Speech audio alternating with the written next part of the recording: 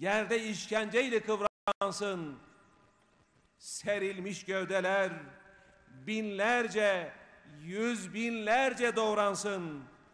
Dolansın sonra İslam'ın haremgahında namahrem.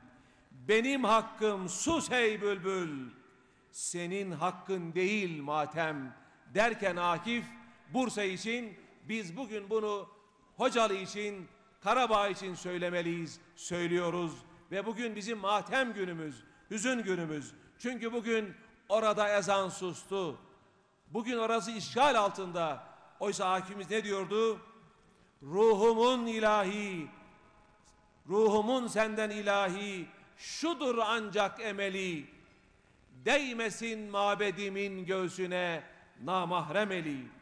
Bu ezanlar ki şehadetleri dinin temeli, ebedi yurdumun üstünde benim inlemeli diyordu. Biz ezanın sustuğu yerde olamamaktan, oraya gönlümüzle de olsa destek verememekten hicran duyuyoruz, hicran duymalıyız.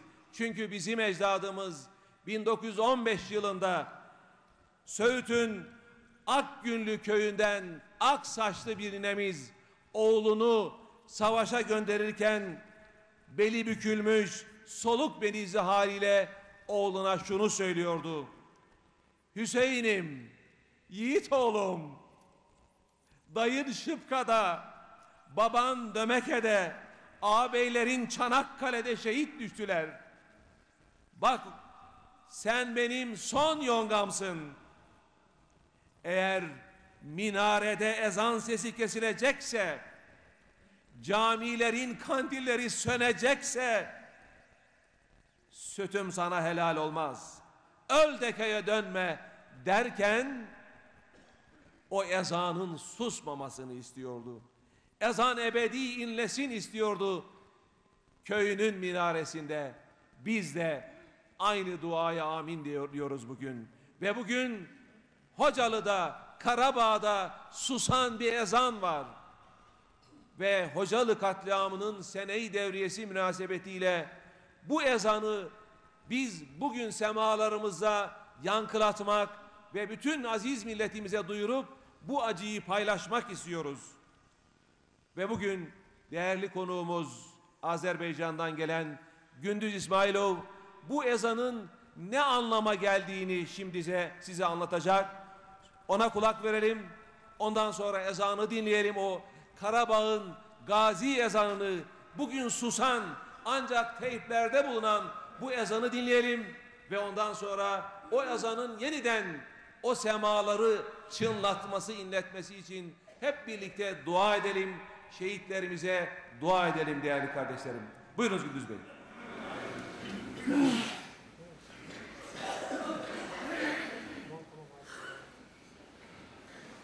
Əziz müminlər, dəyərli müsəlman qardaşlarım, hər birinizi Can Azərbaycandan könül dolusu salamlarla salamlayır. Hər birinizə təşəkkür bildirmək istəyirəm ki, bugün bizi burada qonaq edirsiniz. Əslində bugün burada sizinlə bir arada olmaq, bu mübarək məsciddə, bu mübarək camidə sizinlə eyni havanı bölüşmək mənim üçün xoşbəxtlikdir. Bugün inşallah öğle namazında bizim Gazi Qarabağ azanı dediğimiz azanı dinleyeceğiz. Ben önce bu azanla bağlı bir kısaca bilgi vermek istiyorum. Gazi Qarabağ azanı Erməni silahlı qüvvələri tərəfindən Dağlıq Qarabağ işğal edilənə qədər Qarabağdakı camilərimizdə okunmuş azandır. Bu azan Qarabağda okunmuş sonuncu azandır və 20 ildən sonra Qarabağ torpaqları işğal edildikdən 20 il sonra bu azan bərpa edilmiş və ilk dəfə Azərbaycanda elə məhz cəbhə xəttində düşmənlə üz-üzə yerləşən, düşmənlə ən yaxın məsafədə yerləşən camimizdə onu ilk dəfə ötən yıl dinləmişik. Bugün isə Xocalı qətliamının 22-ci il dönümündə bu azanı qardaş Türkiyəmizdə, bütün İslam dünyasında, camilərimizdə oxutmağı Allah bizə inşallah nəsib edəcək. Və onu qeyd edim ki, biz bu azana nədən Qazi Qarabağ azanı deyirik? Bu azan Sovetlər Birliyi hələ tam tökməmiş, Azərbaycandakı teypə yazılmış və mütəmadi olaraq camilərimizdən oxutulmuşdur.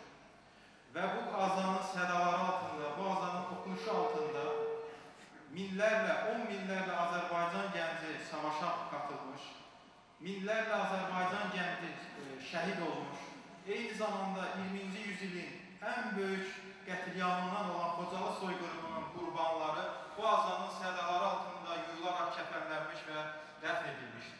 Bundan dolayı biz bu azana Qazi Qarabağ azanı deyirik. Və onu da qeyd etmək istəyirəm ki, bugün Qazi Qarabağ azanı dediyimiz bu azan təkcə bizim üçün yalnız ilahi bir sədadan ibarət deyil, haqqa çağırışdan ibarət deyil.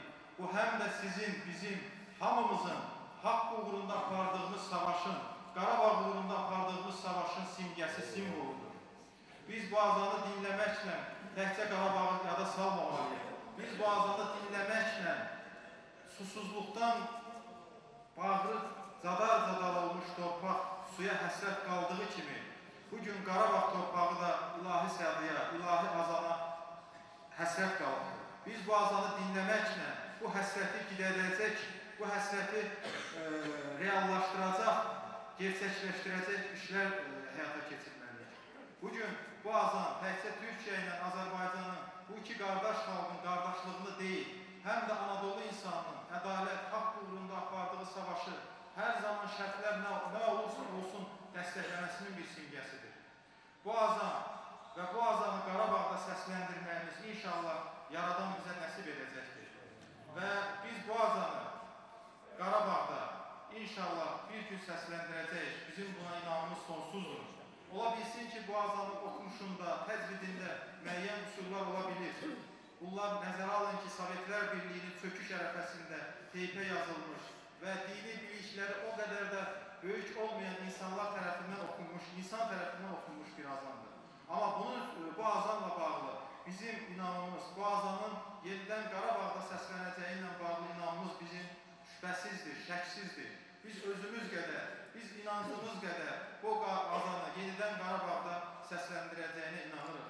Bəli, bu günləri Qazi Qarabağ azanı İstanbulda, bu camidə, İstanbulda Eyüp Sultan Camisində, Ankara'da bu camidə, İndirdə oxunacaq, səslənəcəkdir. Eyni zamanda Fasdan tutun İslamabada qədər, Pakistana qədər, İndoneziyaya qədər bu azan səsləndiriləcəkdir. Ancaq bir şeyi biz unutmuruq ki, bu azan bu günlərin bir müsafir azandır. Bu azanın evi, bu azanın yurdu Qarabağdır və bir gün o mütləq və mütləq öz yurduna, öz Qarabağına, oxunduğu minarəsinə, minbərinə qayıdacaqdır. Biz birliyimizlə, qardaşlığımızla o günü daha da yaxınlaşdıracaq. Mən bir daha hər birinizə təşəkkür edirəm və inşallah sizin hər birinizlə birlikdə bu azanı, bu haqq səsini, bu həm də haqqın və bizim haqqımızın səsidir, sədasıdır. Bu azanı sizinlə birlikdə Qarabağda, mübarək torpaqlarımızda dinləyəcəyimizə ümidi ilə sizlərə Allah'a emanet edirəm. Təşəkkür edirəm. Çox sağ olun.